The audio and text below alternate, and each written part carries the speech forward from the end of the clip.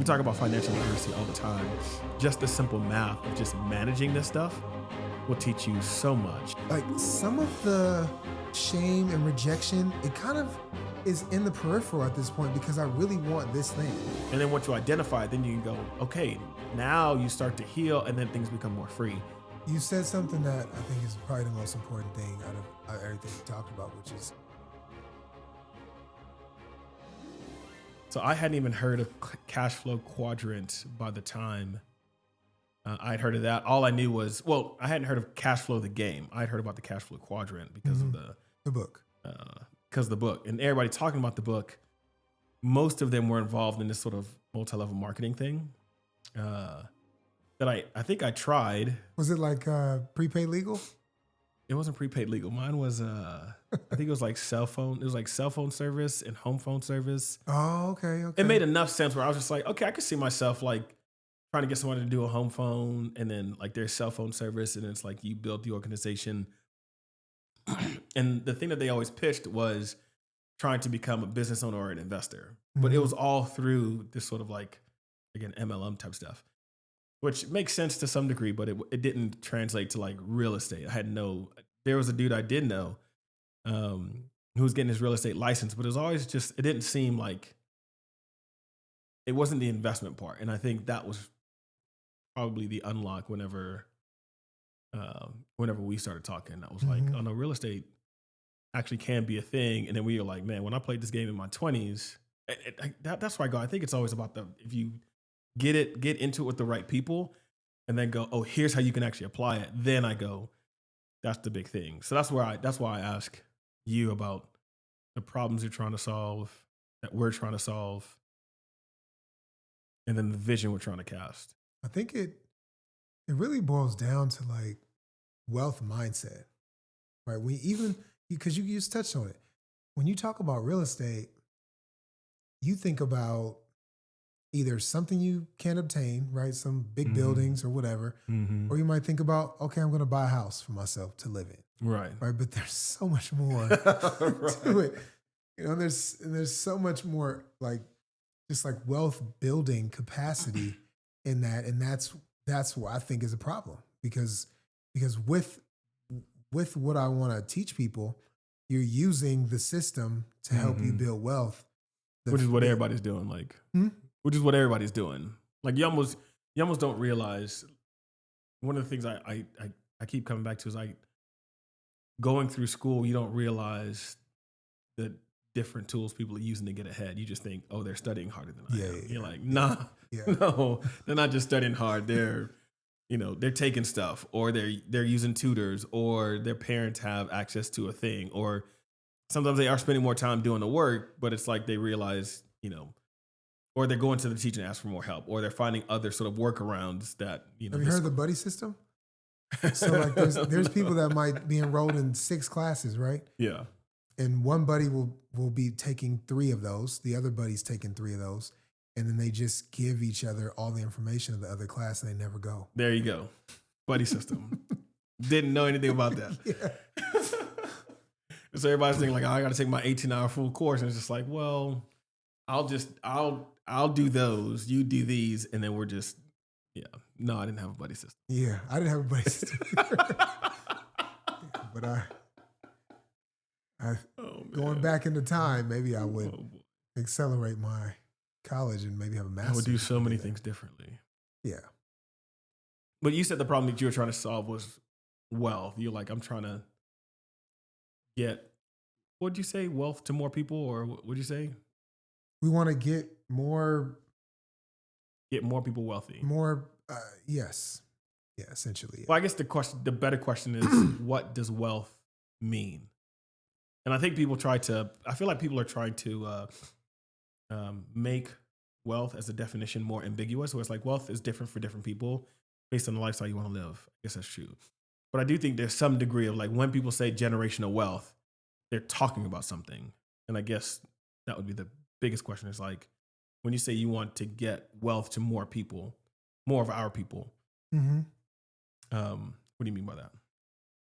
That is a tough question. You turn it down? No, like. You're not supposed to pay attention. Answer the I question. know, but like, You that guy. I'm cold already. It's fine. So are you making me more cold? Bro, just answer the question. Okay. Okay. I feel like I'm on an airplane right now. I don't know, bro. The first word that comes to mind is options. That's Right? good. Options and freedom. Because So you would obviously- say you're trying to get more people, you're trying to give people more options, more freedom. I don't think that's a bad problem to solve because Black people often feel like they don't have a lot of options and they don't have a lot of freedom. and when you especially have now. money and when you have equity, i.e., wealth, cash, or equity, you have more options. Yeah. Literally. Like you can decide to go to work or not go to work, right? That's the book. That's the cash flow 101 game, Rich Dad, Poor Dad. If I have equity or if I have cash flow, I can do what I want to do. Go to work, not go to work, change careers, do nonprofit work, whatever. Mm-hmm. Like that's a totally different option thing. Or you can, we could talk about time options, right? You can decide to travel more if you want to. You Take can 3 months off and RV around the country. You don't have to ask someone. You don't got to Can ask. you go on a vacation? That's bizarre to me. How people are like, That can't be they're bizarre. Don't say that. You I'm can't. sorry. It can't be bizarre. It's just, I think you've lived a life. You've lived a life for so long that you just can't see living it another way. But I mean, I think there's something why to. is it not bizarre? I don't want think to get off topic, but it's bizarre. It's probably bizarre now, but most people just don't grow up in a world where most people's world that's normal. It's not I need mine to- too. I need to put my time in. I need to submit my time off request. That's pretty normal. You know, I've never done that before in my time. I understand that. I don't know what that means. Like, But I'm hey, just can I like saying not from- come in today? I would say, I'm sure there's a percentage of the number of people who own a business. I'm pretty sure it's a small percentage, right? And if the adage or the statistic about 90% of businesses fail within the first year, and then even more within the first 5 or whatever, that would mean a very small percentage of people have a business for so long that they can make a statement like you just made that I've never put in for a time request off. I just take it. So that I'd say 95% of the people alive today typically are in a situation where if they want to take vacation, they need to put in a time off request. And you're saying because of that 95%, Which makes it not bizarre, is what I'm saying. it's not politically correct for me to say. No. that's I didn't bizarre. say anything about political correctness. I just said, don't say that like, it's bizarre. It's like this. It's not really bizarre. It's just. I wasn't saying the facts are the facts. You laid it out. Like that obviously is not bizarre because So that's the many people, facts. that's Yeah. their reality. Yeah, I'm bizarre, right? Because I'm not. I wouldn't call I'm you. so far off of the norm. Like that. If one of the two was going to be bizarre, it'd be more me than the 95% of people in Yes, this world. most people Yes. would think that, the fact that you can take, multiple months off to just travel the country. You said that to me. Like, you're leaving again? Where are you going I'm this just time? saying that for most people is quite an anomaly. But what I was speaking to more so was But the mindset or the idea of like, I'm going to stay here and I'm going to just, I don't want to sound like, run it out. Just hamster wheel it out. okay, I'm going to stay in this situation where someone else is controlling all of my time. Mm-hmm. Right? Like that is what I mean when I say like bizarre. Like I understand everyone's got a, they've got circumstances and, God is, I've been fortunate to, have opportunities. But like You've charted a path. the risk though, that it takes, right? I think is why people stay in the 9 to 5 is because it's a risk, right? Like It's a risk to do what you're doing. it's a risk to bet on yourself versus saying, okay, I know $6,000 a month is coming to my bank account versus saying I can get 6, but I'm gonna risk getting 2 for a little while to try to get to 20, right? Or try to get to 30 versus I'm gonna start at 6 and I might get to 8.5 when it's all said and done. Yeah, I think the thing that makes a lot of sense. I think especially doing it young when you don't typically, because I think you were already married at the time, right? When I bought my first property? Yeah. Yep. And had kids. Was I already married? Like, were you married and had It was Braylon 2000. already? Yeah, I was married. And you had Braylon? Yep. Okay, so he was 2. You didn't have no risk. Like, you didn't have like zero obligation. Where in the situation right now, again, I think about, you know, a lot of young dudes I know where it's the perfect time. Right. You're either fresh out of college. You don't have a ton of obligation. Obviously, you might be thinking like, what am I going to do with my life? But the opportunity to be like, hey, you could get on a path right now, and in 8 years have $1 million in net worth and cash flow. So you'll have $1 million net worth property and be cash flowing over $100,000 a year. Bro, I just want to. Is that possible? Yes, I want to tell you. Like, I was playing arena football, making $200 a week, and I own property. That's like $1,000 a month, just for y'all who don't. Not even. It's like $800, $900 a month. It's about $900 a month. You said $200 a week. Times 4. 4.5. Okay. It's 30 days, not 28. Okay. So it's like 4.35. Trust me, I do math. Okay. Well, it's about $900 a month. Well, I'm telling you, after taxes, I wasn't making after that. Oh, you're right. I was making gas money. You were right. After taxes, yeah. And this was, so I'm like, on one hand, I know I'm making decisions, investment decisions for my future. On the other hand, I'm taking the risk on myself because I want to play ball, right? So I've always been somebody who's hovered in like the higher risk category. And so the reason why I think this plan works really well is because there is a bit of risk, but it's very controlled risk. So someone, just like in the book, Rich Dad Poor Dad, someone can have a regular job, work as a teacher, fresh out of college, even a trade, even better, right? And you can execute on this plan with controlled risk, right? You don't have to do crazy things that I did, and still at the end of all of it, have a net worth with 7 figures on it. It's 100% doable. So my thought would be how. I think the thought I always have. One thing I always felt like happened when I cared about stuff was that when I wanted help, people weren't always willing to really give it. Like, take you under, I'm going to show you the play-by-play. I think that a lot of that's changed now, and that's the thing that I would ask is really explaining and I think we could do it high level, and then maybe in future things we can go in more detail, because I think there's a lot already. But we've talked about the idea of like countdown method, how to buy property in like a succession, such that by the time you get to your dream home, you've sort of acquired, a collection of properties that total over $1 million or more of net worth, or at least value, and then the cash flowing element of that could net you hundreds of thousands of dollars, like realistically. Right.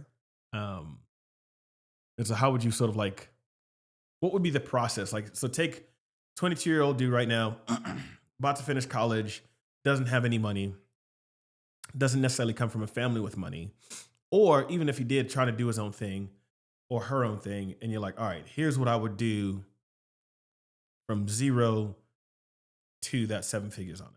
Like, what does that process look like? First step would be the 3 C's: credit, cash, consistent income. Okay. So build those first. Detail that. Credit, cash, consistent income. Consistent income. So job, basically. But if I do the 3 C's, it sounds better. I just came up with that in my head. That's good. That's good. So talk through each of those. Credit. What about credit? So the credit is your sort of like financial reputation, right? So just get good credit. Yeah, just pay your bills. Pay bills on time. Get a credit card or two. And just pay them on time. And pay them. Use them, pay them on time. Don't worry about a car. Use them a little bit and then pay them off. That's it. Got it. And you really just need 620. 620. I've heard 650, but it's 620. Let's go 620. You need 6. But like 620 is right where like 6 is like the roughest interest rate you're gonna get. Right. So the next 600 step even. Up, yeah, 600 even. You can get along with that, but the rate will go down as your credit score goes up. Yeah. So inverse relation. So as credit score goes up, interest rate goes down. Yes. And you want the lowest interest rate possible. But again, get a card, use it a little bit, pay it off. The thing with credit situations, if you have a credit balance, the lower amount you use on that credit balance, you do need to be using it. So like you can't just have it and not use it. But if you use it and the lower that balance is, the higher your credit score will be. So they reward you for having credit you don't need, which is kind of silly, but it's not if you think about it. But no, I mean it's not because you don't want that high balance for sure staying a high balance for a long period of time, because then it means that in some shape, way, or form you're dependent on that credit, and so that deems you as high risk. High risk, exactly. Yeah. So there's credit, cash. Mm-hmm. Cash. You need like actual cash in the bank account. Mm-hmm. A for a down payment and B for reserves. Reserves is really, it just means if you lose your job or something happens, you can make your mortgage payments with the cash you have in the bank. This is probably the best reason I've heard for saving ever. Is most people say save for a rainy day, and that feels like, eat right so you don't get sick, which is still good advice. It's better advice if you are saying, if you want to play professional sports, eat right. You know what I mean? Or it's like, hey, if you want to be the smartest kid in school, eat right. Like, if you can eat your way to be the smartest in school. I'm not saying that's the thing, but if you said that, it's way more, it grabs my attention much more. Mm-hmm. If you're thinking, oh, this is something that I want, it's like, oh, well, if you do that, saving will get you there. So when you talk about cash, it's like, I'm telling you, if you want to get to $1 million in net worth, it is the best reason to start saving, and it'll protect you from the rainy day. So you'll have cash in the bank when you need it to buy or put down a deposit, but then you'll have the reserves in case something happens, right? You get both. But the performance element of that, same thing with eating. If you're like, you could eat your way to be one of the highest performing athletes. So you want to make that high school basketball team or football team or go D1 or whatever. It's like food is a cheat code that most people don't talk about. And in the same sense, like when people talk about saving, it's usually just from a frugal, tight, anxiety perspective versus it actually sets you up to create more freedom, more options, thriving. Like generational wealth can happen just by if you understand how to save, or if you understand what saving really is. Boom. Build reserves. Did you realize we were matching? We have on navy blue shirts with yellow with gold writing. I didn't know. Yeah, I didn't catch that. So, did I answer the question on the cash? Yep. Okay, and then the last C is consistent incomes, which I think is self-explanatory. Just go get you some work. You have to have a job, and this is in order to get the first house. This is to get everything. Gotcha. Everything we're talking about. This is everything. If you don't have a job, it ain't gonna work. Stop this video now. Okay. Indeed.com. Timestamp it, yeah. And then go call Pookie and go call somebody. Get you a W-2. Yeah. I need something. Now, consistent income, W-2 versus 1099 doesn't matter. W-2 means like you actually have employment, like full-time employment. 1099 is like contract work. Is it preferred to just go get you a 9-to-5 or even a retail job? Just go get you something where you get a regular paycheck. Is that the point? Just get a regular bi-weekly paycheck. No. Okay. Because when I think about this wealth thing, like I'm thinking about it and like I'm talking specifically the 3 C's. You said credit, cash, but I consistent can't income. just answer the question because it's not a yes or no question Okay. answer.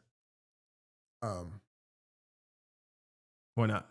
Because you really want to be well. When I think about like the eight sections on the wellness wheel, right?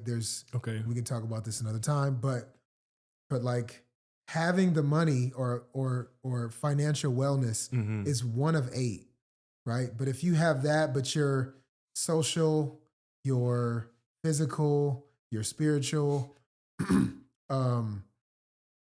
those are out of whack, but you have financial wellness, like this plan works, but Mm-hmm. it's not you being the best you, the most well you, right? So like if someone's needs to do freelance work because that is where their heart is taking them, You're just saying it needs to be consistent. they just need to document things a different way so that, not a different way, but they need to document things, do all the documentation that their employer would do if they had a W-2 so that the lender can get comfortable with their freelance work, right?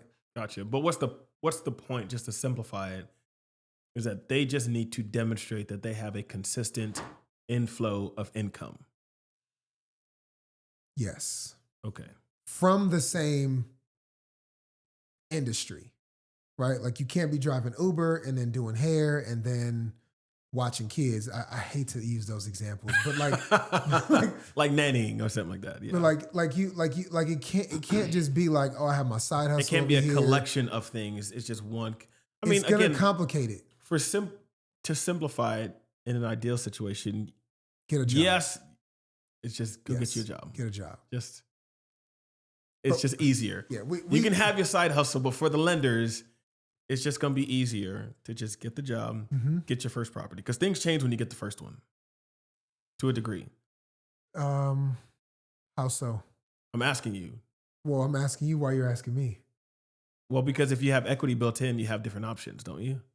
Like if you have your first property and and it's cash flowing, there's income coming from that doesn't open up other options. Or like when you refinance or anything like that, it doesn't start to open up other opportunities. I mean, you would still need consistent income, I imagine, because you'd still need a down deposit.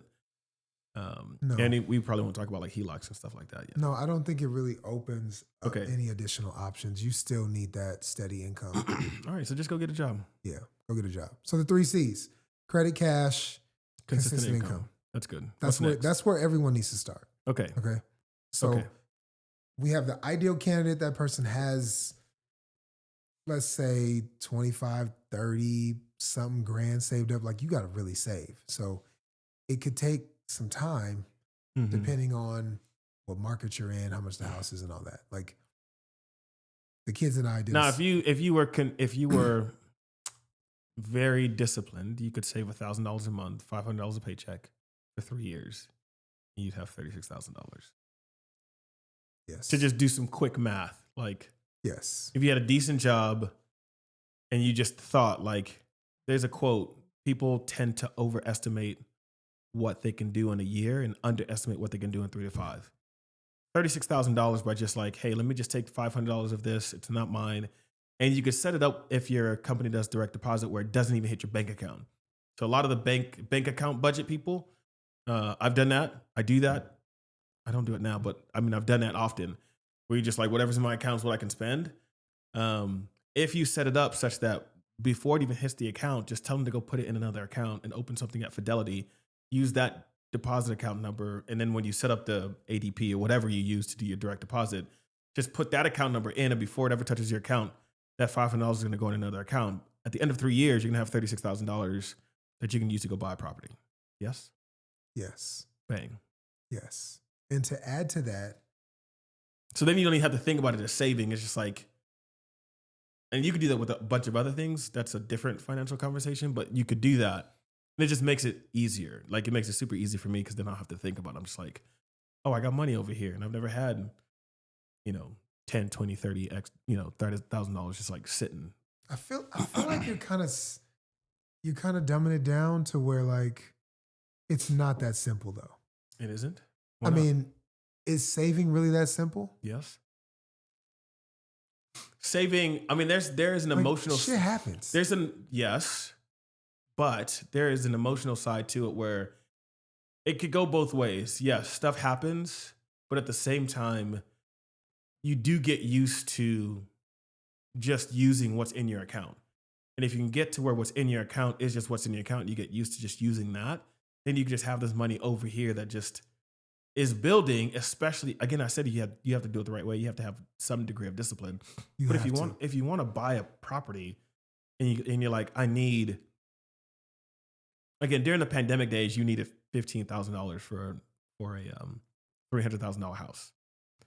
$15,000 is like a year and a half. And depending on where you work. So again, a 22-year-old can probably go somewhere and make $2,000 a month. That's not a lot of money, right? $2,000 a month, $24,000 a year, not a lot. You graduate from college, you'll probably make 40, 30. I would say like 55. No? Okay, say 50. So my number is super conservative. Yeah. So $3,000 a month. I'm saying, and you gotta live at home. Live at Or home. you gotta have roommates. Like But again, if you say 55, you don't have to live at home.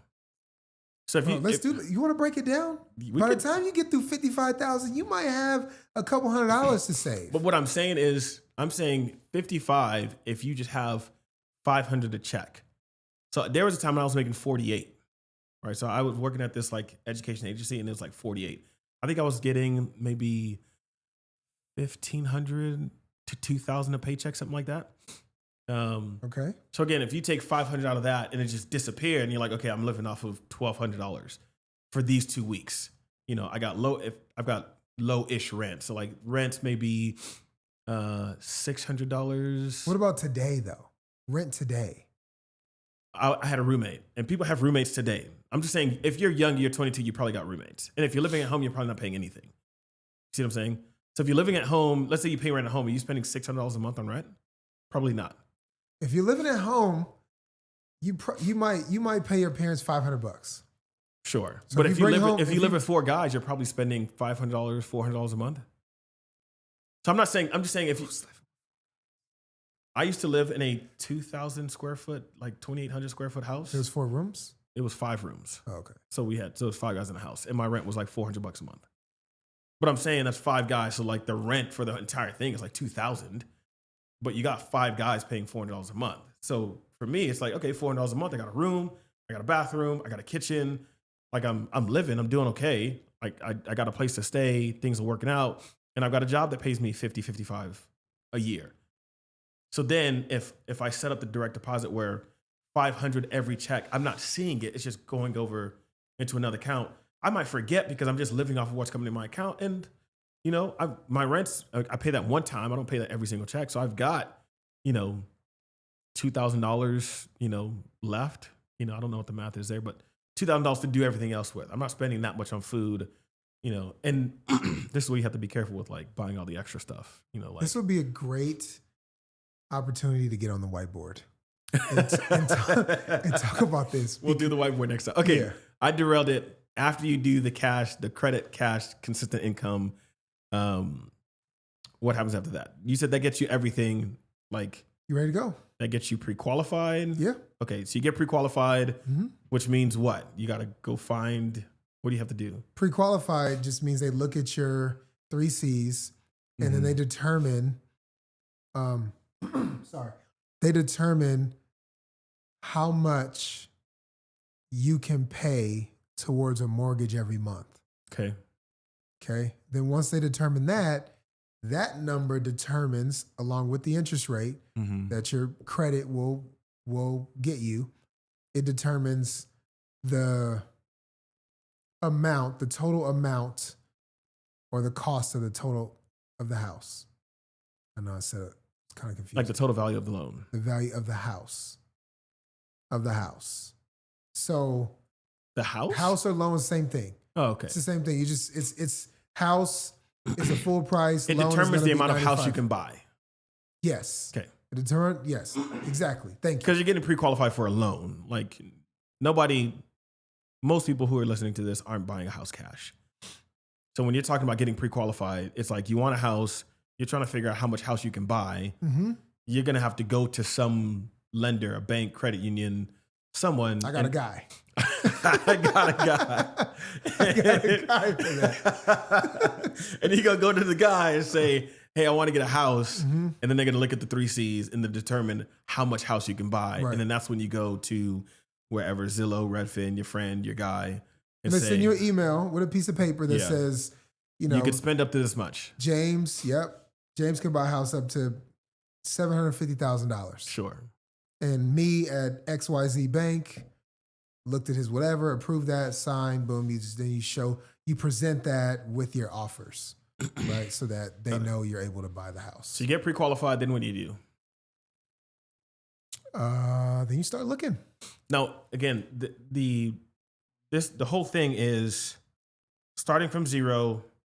You're trying to go from zero to $1 million net worth within, this plan is like 5 to 8 years, 5 to 7 years. Sure. Roughly. 5 to 10 years, depending. It really depends. Yeah. But somewhere in that range. As soon as 5, as late as 10. But you can get there legitimately and you can cash flow a 6-figure income. Or you could really. Can you cash flow a 6-figure income? I'm asking you. Probably not. But you will cash flow enough so that cash flow can pay for your final dream house. So what are you living off of? You're doing all this on the side. Side of what? Your main. Yes. Yeah. You're still working every day. Okay, so you're still working. Yeah. But then you got this thing on the side. Mm-hmm. Now, people won't think that's stressful. Like, will they think that's a lot to manage? Yeah. So this is not for everybody. Like, some people aren't going to want. This should be for every freaking body. You got to make it work for you, though. Like, so property manager. That's fair because you're trying to say the problem is people you're trying to get wealth to more people. So you're like, hey, there's a trade-off, or at least you got to have some sort of skin in the game and you can make it work. That's fair. You can't plant a money tree, bro. That's fair. Like you got to go out and get it. Yeah. So you would be under the passive income is a myth. It's like, it ain't really that passive. No. Yeah. That's fair. No. You can build it to be passive, but you have to be very active to even get to that point. That's good. Right. Okay. And if you weren't, let's say there's, the whole trust fund population, someone worked someone did the work to make it passive for you, right? Yeah. It never was just passive from the beginning. Yeah. So you get pre-qualified and then you go out looking. What are they looking for? What's the first? I think in between there, right? You need to take a quick pause to analyze and do some underwriting. So what I mean by that is math. Do you want, because we're thinking about 3 or 4 units from the beginning. Like the first property's got to be 3 or 4 units. Yeah. Now, again, I've mentioned countdown method. That's because the idea is preferably 4. Ideally 4. Start with 4. Ideally it's 4, 3, 2, 1, 1. Okay. Right? So that's countdown. 4, 3, 2, 1. The last one is dream house. Yes. Correct? Okay. It could go 2, 3, 1, 1. It can go 4, 2, 2, 1, 1. Yeah. But it's called the countdown because 4, 3, 2, 1, and then bang, which is big house. Yeah. And we'll get into the philosophy of why we have to count down. You definitely can't count up. Right? That's not gonna work. You can't do what I did. I started at 2. Well, I mean, my house had a 10. 2? That's 2. It was 2. Yeah. Don't second guess your 2. But I can't go to 4. But you can go to 2 again. I can't do 2 again. Find a bigger 2. You could definitely do 2 again. You could do 2 a couple more times. I'm for doing 2 a couple more times. But we have to build a plan. But get back to the question. Yeah. Is we have to do the math to figure out if I'm gonna say, use me as an example. Do I want to live for 100% free? Mm-hmm. Right, which means if I buy 4, 3 units are paying the mortgage. The rents from those 3 units are paying the mortgage, and I live in the 4th, and I don't have to pay anything because the 3 are paying the amount of the mortgage. But you got to manage those 3 in some way or another. Yeah. Well, yeah. Either way, you got to manage them. But I'm saying, right. what I'm trying to get But at just is, to make it real is like, if you get 3 other people, you got to find 3 other people to live in that space, or maybe if 3 people are already living there and you buy it off the owner or something like that. yeah, You have to manage the other 3 properties. you're gonna have to manage them. But I'm sorry, I'm taking too long to explain what I'm trying to say. But like some people may want to buy a fourplex and live rent free or mortgage free. Some people might say, I wanna still pay $1,000 a month. Got it. Right? Some people might say, I'm okay with paying $2,000 or $3,000 a month. And what that really means is, what part of town are you buying these in? What amount are you paying? How much, like what are you sacrificing for how much you're gonna have to pay every month, right? Because if I go to the inner city and I buy a fourplex, then I'm gonna pay probably a lower price, right? Which means my payment is lower, which means I'll probably be able to get those 3 to pay my mortgage. But the sacrifice is I'm in the inner city, right? Versus, or let's take inner city out of it. I'm across town, right? I work over here, but the cheap. I'm farther away. I'm farther away. Yeah. Or you can get closer and pay $1,500 a month, even though you still have those 3 units are still occupied. Because everything's more expensive. Everything's more expensive. Less right? space, higher demand. Yeah. So that's where I mean, like you have to do some math to kind of figure out what your sweet spot is. Then you start looking for a house, or then you start looking for your property. Does that make sense? Yeah. So. Okay. So then after you get the first property, how do you get the second? Let's say you start with 4. How do you go from 4 to 3? What does that process look like? Okay. So to go from 4 to 3, number 1, it's the 3 C's all over again. So credit, cash, consistent income.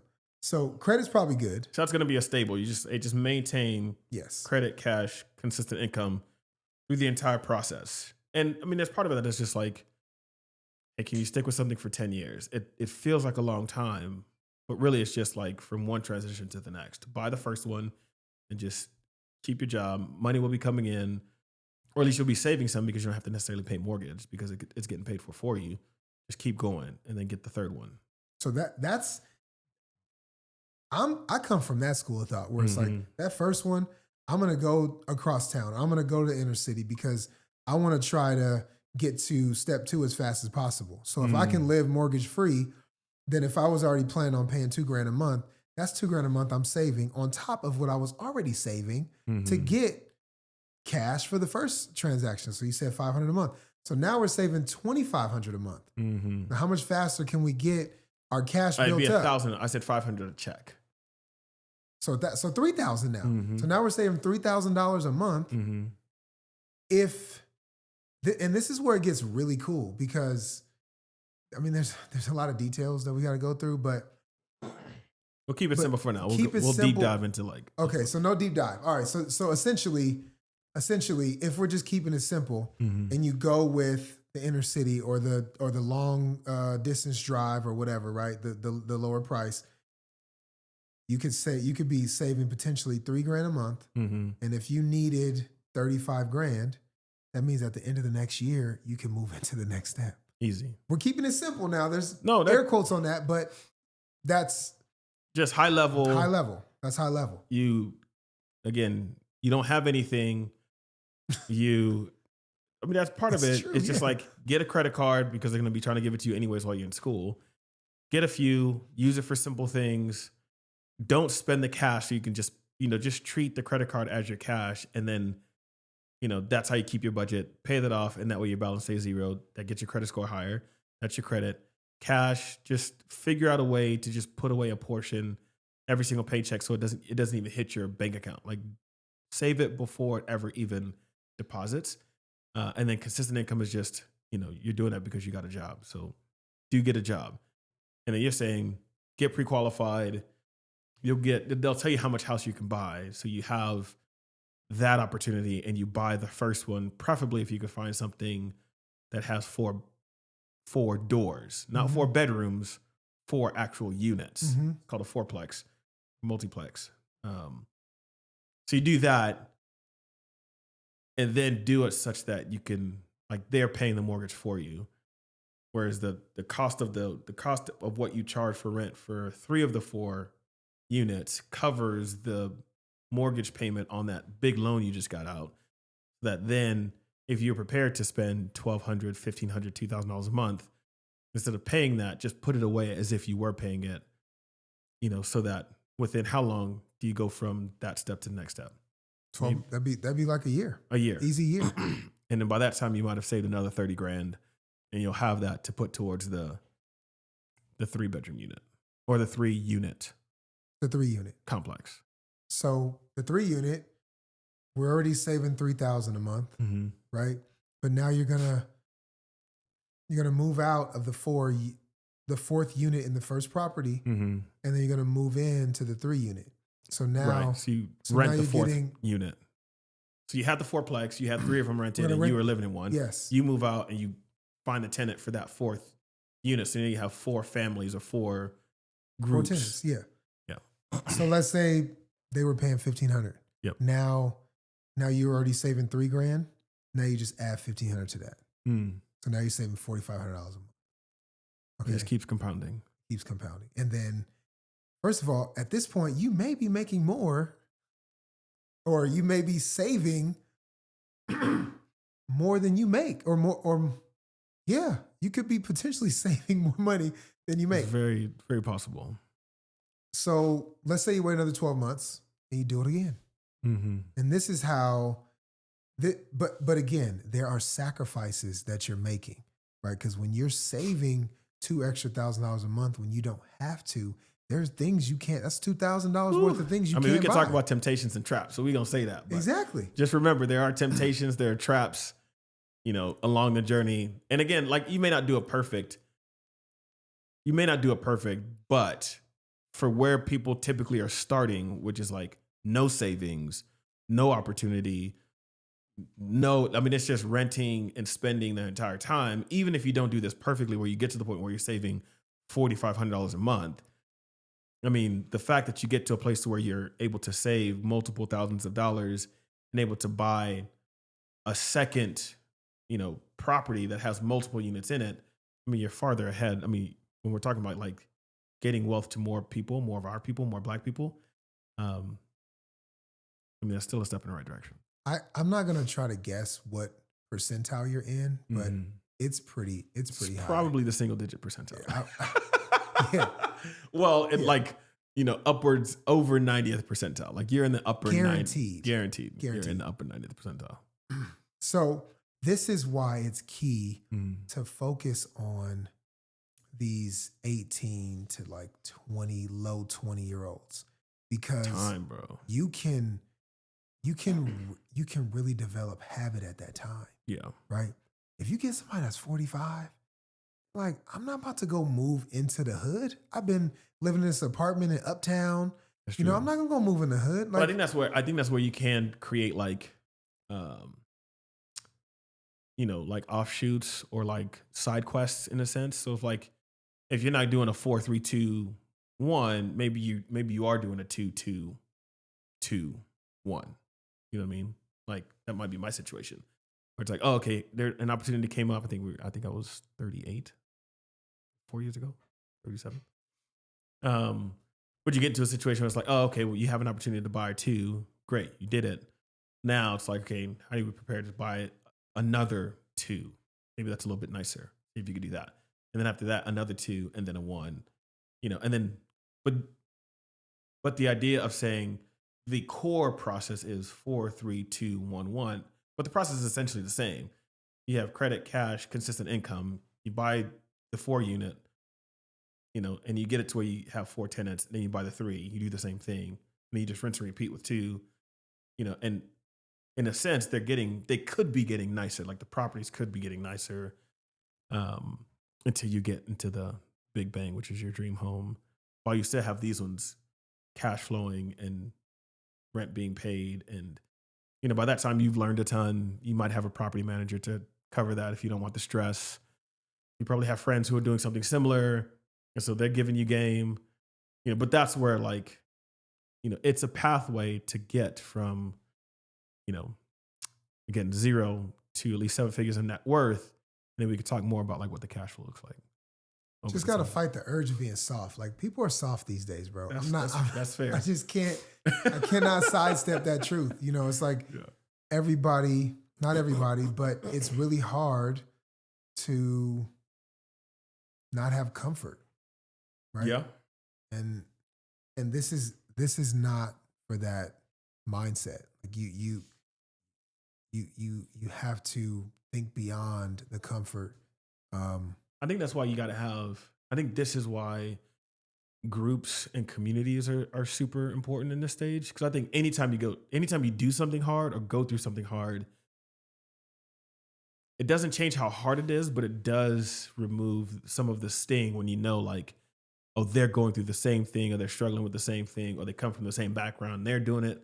They could do it. I could do it.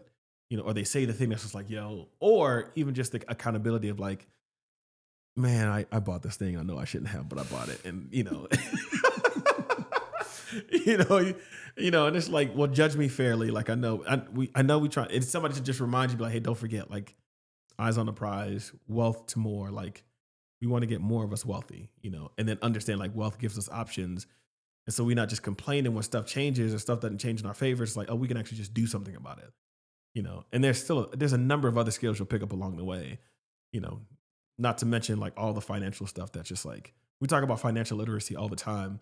Just the simple math of just managing this stuff will teach you so much. Oh, yeah. So then when you start talking about, oh, the Fed's dropping the rate, how does that going to affect this and this interest rate, that interest rate, all that feels like Greek when it's in the news, and like it feels like everybody's in uproar, but it's just like, yo, interest rates is like, that is like the language of all business in a lot of cases. So even just knowing some of that stuff will just set you on a different trajectory. And I think that, you know, so you saw both the literacy and the wealth thing at the same time. You said something that I think is probably the most important thing out of everything we talked about, which is community. Yeah. Right. And when you think about, you know, community from a biblical lens, like God has literally called us to be in community. Mm-hmm. And like, I was reading a Bible study this morning. He's like, honestly, like Jesus was there to show us that like we need to be the naked and unashamed, like how God intended for Adam and Eve to be, right? Mm. They felt shame, so they closed up, and like we literally live our lives with clothes on, like our, like, you know, and so. Oh yeah, we don't want nobody. We don't, you know, dude, we're shamed. Stop pocket checking or all of it. You know, all that stuff. Let somebody ask you how much money you make and see what why you gonna sidestep and backpedal. You gonna be coughing and clearing your throat. Like, wait, what's the question? I don't understand. Yeah. So that's. But again, I think part of that, you have to create safety around that. So like, you get a bunch of people together, and the idea of community is good. But I think at the same time, you do have to talk. You do have to create the same degree of safety around it too, so that people do feel comfortable about sharing what's often a very sort of vulnerable part of their life because of what they come from. Sorry. Where they come from. It ain't no sorry. It's just, I'm sorry. It's bro. the bizarre thing again, too. I'm just saying, like, sorry. Over 90% is like, that's the world they come from. I'm saying it's not right. Which is fine, but I'm saying you got to create the space conducive for people to open up in that. No, you have to ask people, what are you hiding? What are you hiding? What are you holding on to? That's one way. I'm just saying that's one way to ask. I'm just saying you got to get people there. You know this because you work with people, and you don't just come in guns a-blazing if they're going to write you a big check. You kind of warm up to it. It's the same thing. Yeah, but these people, this is way different. This is way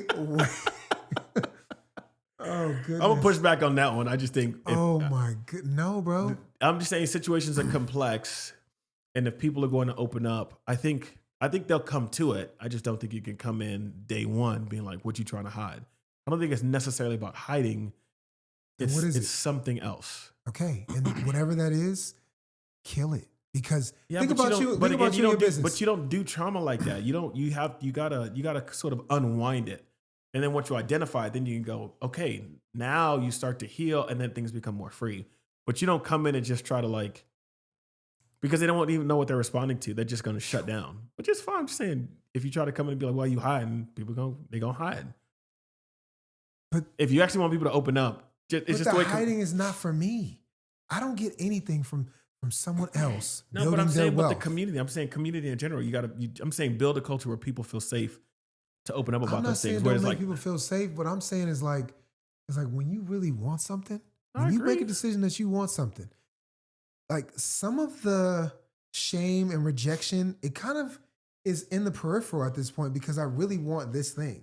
That's fair. So I'm willing to get battered, beat up, and bruised, and just say it. Because I want this thing. That's right. Right? How many times you call somebody for Quinu and you got the door slammed in your face, but you picked up the phone and you called somebody else because it meant something to you. Mm-hmm. So I know I'm kind of a harsh guy, but like I'm like, let's not sugarcoat this. Well, it's fine. I'm just saying, at least, I mean, you would still set the expectation, and I think maybe at least people will know coming in, hey, this is what it is.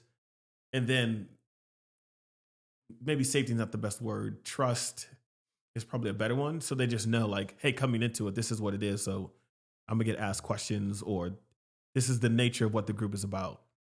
But yeah. Either way, people need to be ready, though. Mentally, they need to be ready. Because if you're mentally ready, then we can take care of the other things. Sure. You know what I'm saying? Sure. And that's a process. That's probably part 2 of like, what does it mean to get mentally ready? So we should probably say that for part 2. Yeah.